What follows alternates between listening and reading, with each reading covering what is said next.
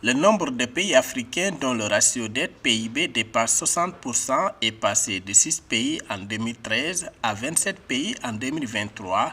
notamment en raison de nombreux chocs exogènes mondiaux tels que la pandémie de Covid-19, la guerre en Ukraine et la crise climatique, selon un récent rapport publié par la Conférence des Nations Unies sur le commerce et le développement, CENICET. Le rapport souligne que 769 millions d'Africains vivent actuellement dans des pays où les paiements d'intérêts sur la dette dépassent les dépenses publiques dans des secteurs vitaux tels que l'éducation ou la santé, ce qui rend la gestion de la dette publique encore plus difficile.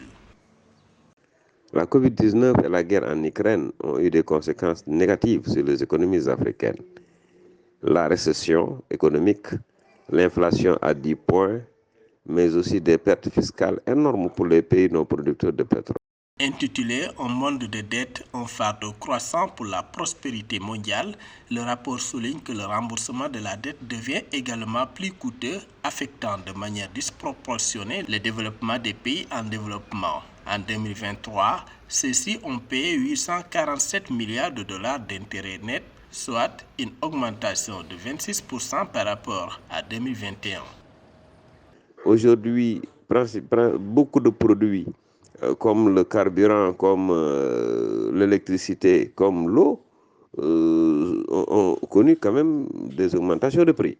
Et donc, les populations croulent sous le poids quand même de cette recherche de financement pour combler un gap que la fiscalité ou les ressources, en tout cas du pays, ne peut pas faire.